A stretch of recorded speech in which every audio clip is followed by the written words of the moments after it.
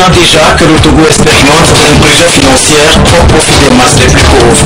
Le projet fait des émules même au-delà des frontières du pays, qui sera étendu aux jeunes et aux paysans. Nous faisons le point de tout cela dans cette édition. Demain, 26 janvier, sera célébrée la 62e édition de la Journée internationale de la douane. L'accent est mis cette année sur la gestion coordonnée des frontières. Les manifestations ont démarré ce dimanche à Lomé par des activités sportives.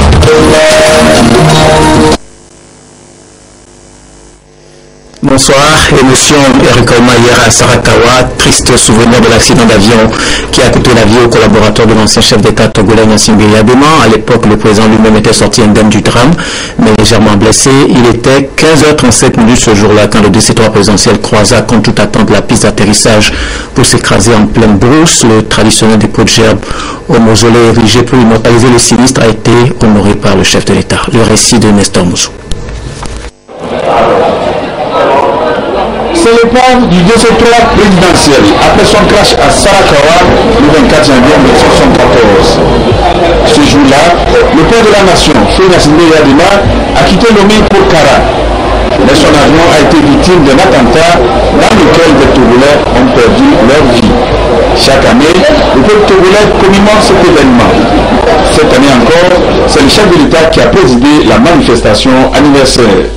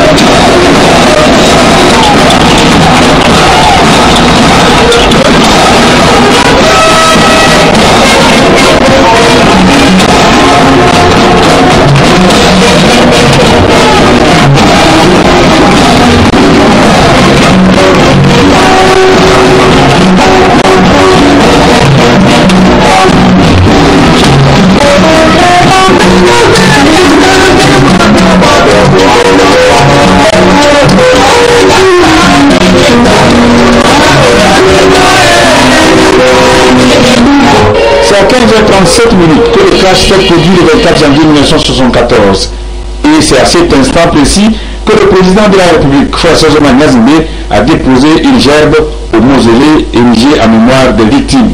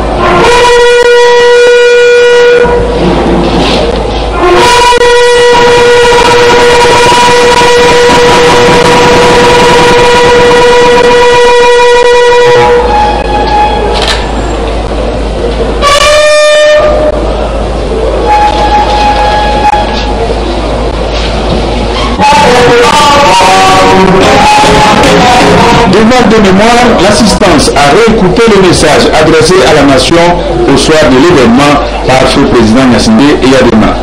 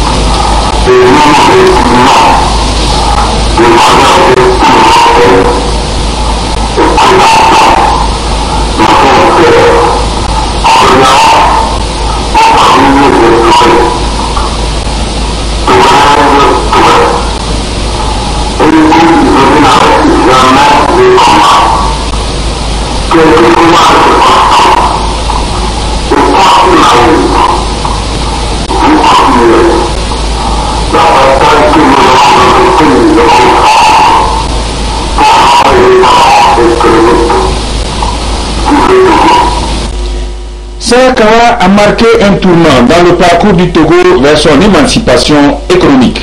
Au Togo, le 24 janvier 1974, les attentats de Sarakawa sont gravés dans les annales de notre histoire comme le point de départ d'une véritable prise de conscience nationale, le ferment d'un sursaut dans la bataille ardue que notre pays a dû mener pour maîtriser son destin et assurer son indépendance et son décollage économique. Cet événement traduit la volonté inébranlable de feu général Gnassingbé Eyadema de porter le Togo vers le progrès et le développement et d'assurer le bien-être des populations en exploitant de manière judicieuse nos ressources et nos potentialités.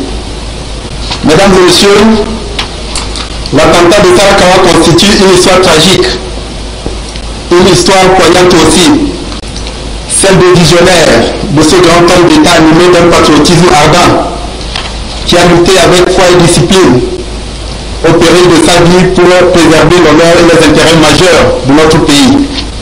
Dans ce ordre d'idées, nous nous retrouvons aujourd'hui en ce lieu chargé d'émotions, alors que notre sous-région et le monde sont confrontés au terrorisme, aux dérives sectaires, à l'intolérance, au fondamentalisme, au fanatisme, aux extrémismes et au trafic de tout genre qui mettent à mal la paix, la stabilité et la sécurité individuelle et collective des États, sèment mort, ruine et désolation et font peser des risques énormes sur les économies et la cohésion des sociétés. Excellence, Monsieur le Président de la République, depuis la nuit des temps, une vérité a dominé la succession des âges, des périodes, des événements et des phénomènes de la vie des communautés humaines. Cette vérité vous concerne que rien n'est évident.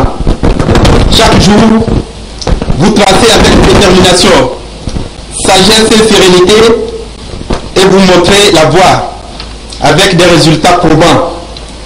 À cet égard, la politique d'apaisement et de réconciliation nationale, les efforts importants visant à jeter les fondations d'une nouvelle croissance économique inclusive et solidaire et pour offrir de meilleures conditions de vie aux Togolais, la volonté d'enraciner la démocratie et la liberté, l'esprit d'ouverture et d'écoute que vous imprimez à toutes vos actions conduisent inexorablement vers une transformation en profondeur de la société togolaise. Plusieurs chorales ont animé ce 41e anniversaire de l'attentat de Sarakawa.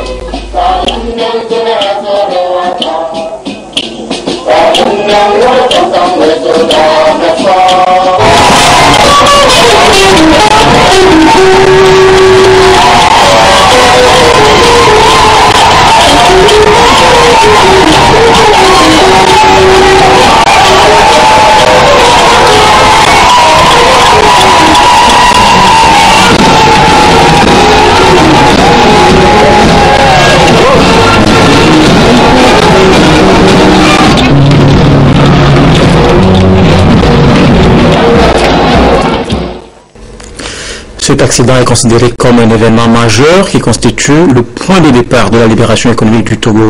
41 ans après, le pays poursuit son chemin vers le développement. Il y a un an a été lancée une politique d'inclusion financière qui prend surtout en compte les couches les plus pauvres, politiques, institutionnalisées à travers le Fonds national de la finance inclusive et son premier produit, l'accès des pauvres aux services financiers. Environ 325 000 personnes exclues du système financier classique en ont bénéficié. Le bilan avec Amour Kiliou. Le Fonds national de la finance inclusive, FNFI, a été lancé le 25 janvier 2013 à Kara par le chef de l'État. Son premier produit, accès des pauvres aux services financiers AFSEF, a suscité beaucoup d'engouement auprès de la population.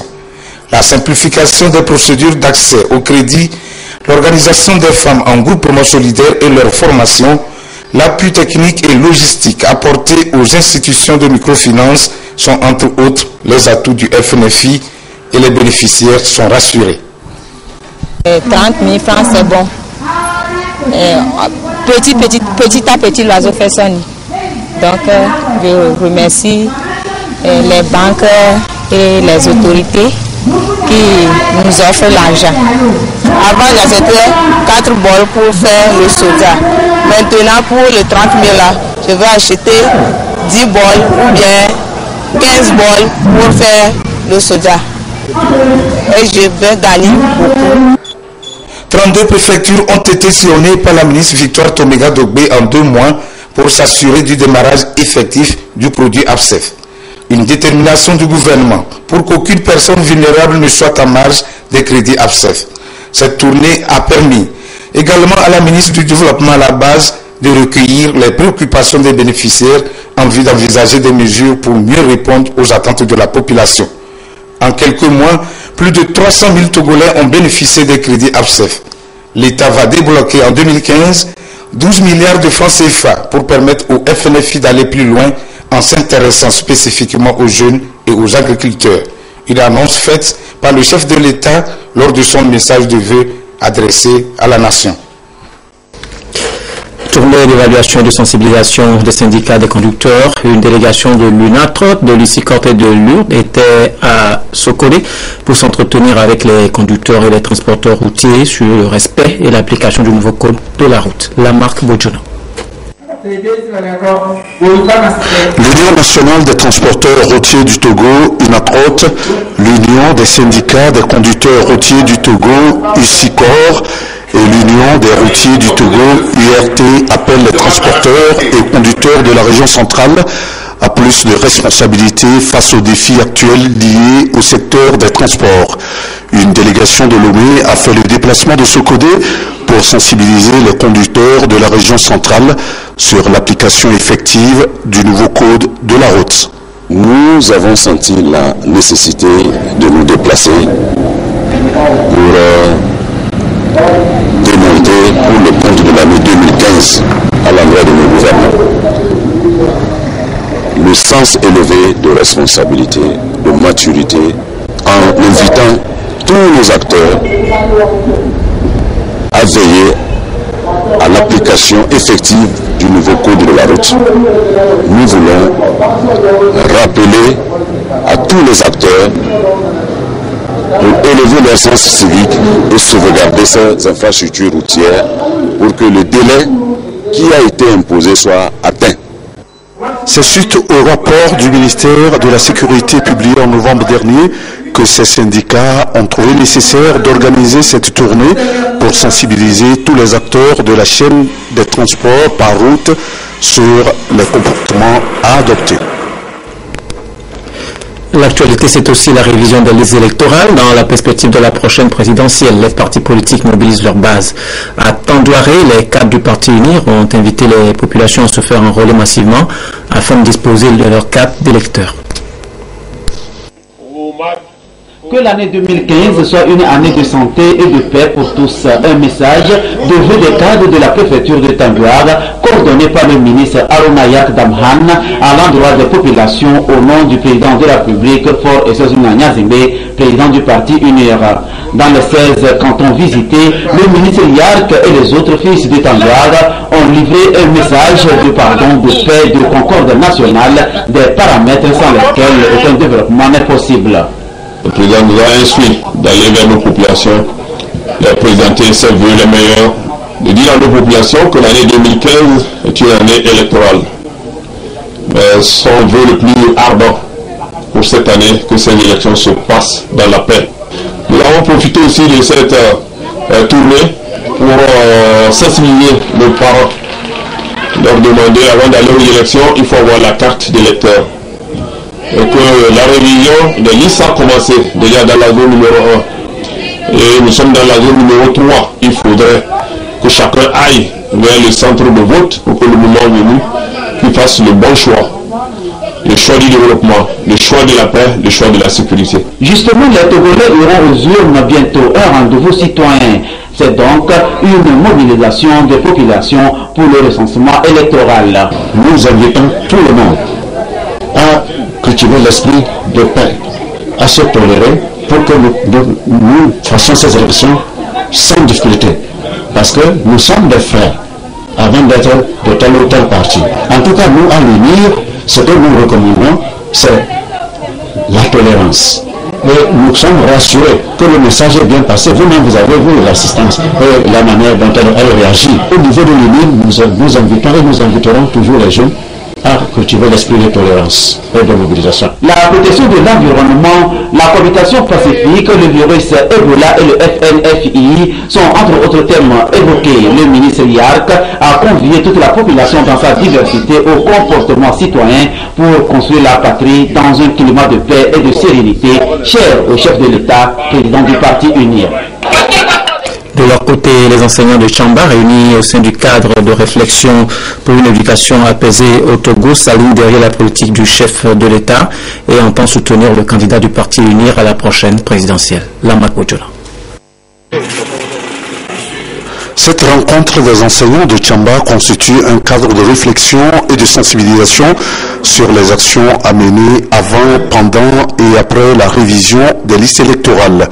Unis au sein du cadre de réflexion pour une éducation apaisée au Togo, CREAT, un mouvement des enseignants qui soutient la vision du Parti UNIR, s'active pour la victoire du président fondateur du Parti Union pour la République. La rencontre de sensibilisation a été sanctionnée par la mise en place d'un bureau CREAT Tchamba, dirigé par Ousmane Katafara. Nous avons été surpris par le grand nombre d'enseignants qui sont arrivés pour nous écouter. Et nous leur avons donné une mission, celle d'aller sensibiliser autour d'eux, dans leurs maisons, dans les écoles, autour de leur habitation, tous ceux qui sont en âge de voter, de les convaincre à se faire enrôler sur les listes électorales, afin que le fichier électoral soit bien garni. Et comme ça, nous sommes sûrs que notre président de la République, son excellence chef, Faure Essozina Gnassingbé, que nous soutenons, gagnera aux élections sans condition. Le président préfectoral CREAT Tchamba, Ousmane Katafara, a promis poursuivre dans cette démarche pour la victoire du Parti UNIR. L'ONG Développement, Initiative, Solidarité, Action Concertée, Coopération a organisé une session de formation des chefs traditionnels de la préfecture de Sotoboa sur les techniques de plaidoyer de lobbying. Le module étudié concerne la jouissance par les femmes des droits successoraux. Lamak Bojona. Le projet plaidoyer pour l'accès des femmes à la terre et pour leur pleine jouissance des droits successoraux dans la préfecture de Sotoboa, conformément à la recommandation 28 de la CVJR, avance à grands pas. Cette réunion des chefs traditionnels de la préfecture de Sotoboa vise à renforcer leur capacité en plaidoyer et améliorer leur connaissance du processus de planification du plaidoyer. La formation est financée par le projet d'appui à la société civile et à la réconciliation nationale PASCRENA. Cette formation, je dirais qu'elle nous permettra d'aller rejaillir les résultats de cette formation sur ma communauté, parce que c'est une nouvelle, c'est l'innovation aujourd'hui, de connaître et de transmettre ce qu'on a eu à apprendre. Alors je remercie beaucoup les Isaac, la formation pour les chefs de village et de canton en vue de les accompagner pour faire le plaidoyer sur l'autorité de la place. Or, pour faire ce plaidoyer, il faut des connaissances, il faut des techniques. C'est ce qui a fait que nous avons organisé cette rencontre pour les former, pour qu'ils puissent avoir des outils et aller vers les autorités. Le thème de la session, les techniques de plaidoyer dans le cadre des actions concertées pour la reconnaissance des droits successoraux de la femme dans la préfecture de Sotoboa, a permis aux participants, chefs traditionnels, garants des us et coutumes, de repartir avec des idées claires sur les droits de la femme en milieu rural. Après expiration de son ultimatum par lequel il réclamait 200 millions de dollars, l'organisation de l'État islamique a finalement exécuté l'un de ses deux otages japonais. Des condamnations fusent de partout, de Washington à Tokyo en passant par Bruxelles. On dénonce un acte ignoble. Ces dernières 24 heures, le Premier ministre japonais est sur le pied de guerre. Depuis la publication sur Internet samedi d'une photo montrant l'un des deux otages assassinés, les services de renseignement vérifient son authenticité. À la télévision, Shinzo Abe est venu annoncer la mauvaise nouvelle aux Japonais. Nous avons examiné attentivement ces images et des analyses se poursuivent. Mais hélas, leur crédibilité est élevée. L'organisation de l'État islamique a donc mis ses menaces à exécution. Haruna Yukawa, ici à l'image, travaillait pour une société de sécurité. Interrogé par des journalistes, son père a du mal à réaliser. Je n'arrive plus à penser. Je suis accablé de tristesse et je n'arrive pas à trouver les mots pour l'exprimer.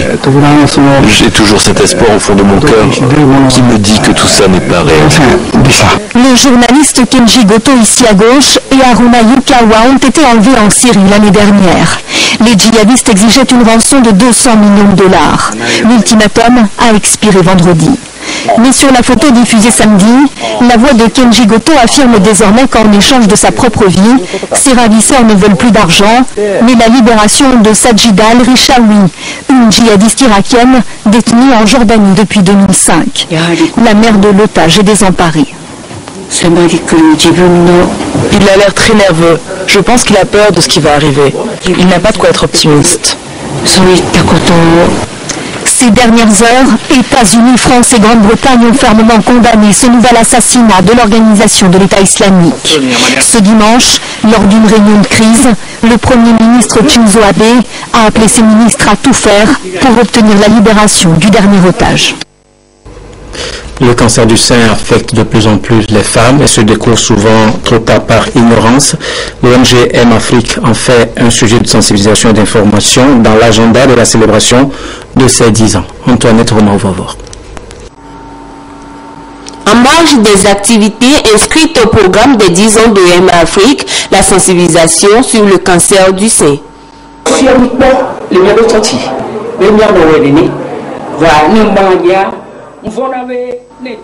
Auparavant, j'avais peur de faire l'autopalpation des seins, mais maintenant, je peux le faire et j'exhorte les autres femmes à le faire. Nous apprenons aux femmes comment s'autopalper les seins pour chercher les nodules dans le sein. Puisqu'on palpe le sein au moins une fois par mois, on peut sentir ces nodules-là et on peut se diriger vers un centre de santé pour une bonne prise en charge. Le dépistage du cancer du sein a été couplé de la remise de lunettes et de cannes aux nécessiteux.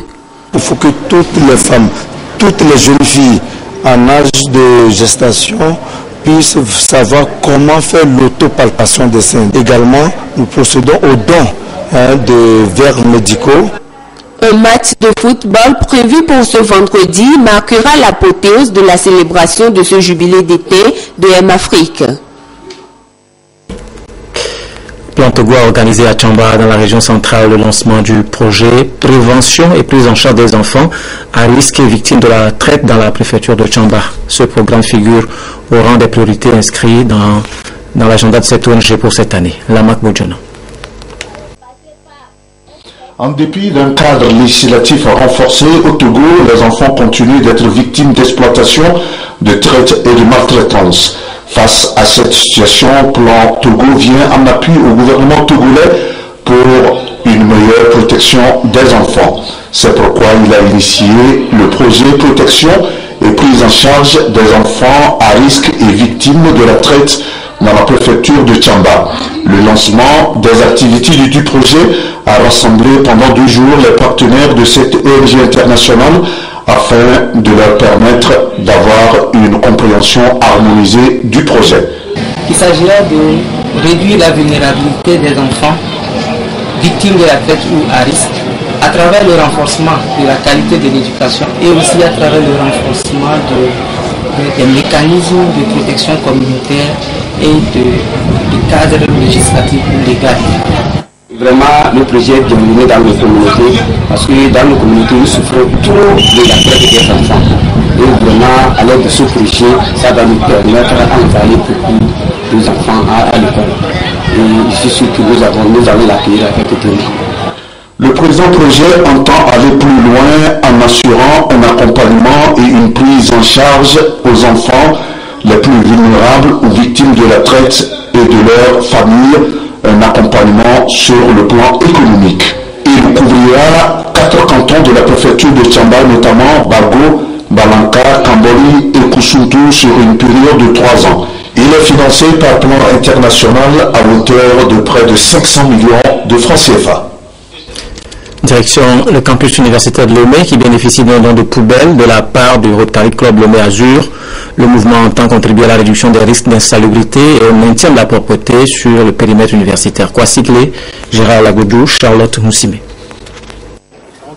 Soit on peut mettre un sac poubelle. L'installation symbolique de cette poubelle confirme l'engagement du Rotary Club Lomé Azur à œuvrer aux côtés des autorités universitaires dans leurs actions d'assainissement. Elle vise essentiellement à réduire les risques de maladies liées à l'insalubrité dans l'espace universitaire. J'ai découvert que nos cadets qui sont étudiants aujourd'hui ont découpé des bidons et qu'ils ont perforé et accroché à des arbres. L'observation à beaucoup d'endroits sur le campus, donc je me suis dit là, il y a un besoin. Comme ça cadre parfaitement avec les axes stratégiques du Rotary, nous avons inscrit cette action en priorité, que nous pouvons à la fois faire de la visibilité pour parler du Rotary à nos cadets, mais surtout aider à lutter contre les risques d'épidémie ou de maladies. S'il est plus sophistiqué et plus approprié, nous ne pouvons que remercier les donateurs. Nous allons nous organiser pour vraiment prendre soin de ces poubelles-là, pour que ça soit vraiment, ça nous aide de façon durable et que ça ne se dégrade pas rapidement. Au total, une cinquantaine de poubelles sont attendues sur toute l'étendue du campus universitaire de Lomé dans les prochains jours. La présente action s'insère dans les 6 projets stratégiques du Rotary Club international, notamment la prévention et la résolution des conflits, la prévention et le traitement des maladies, la santé de la mère et de l'enfant. Le Rotary Club intervient également dans le domaine de l'éducation et du développement économique local au profit des populations. Demain, lundi 26 janvier, c'est la journée internationale de la douane. Ce dimanche déjà, le commissariat des douanes et droits indirects a organisé une course populaire pour annoncer les couleurs de la dite célébration au Togo.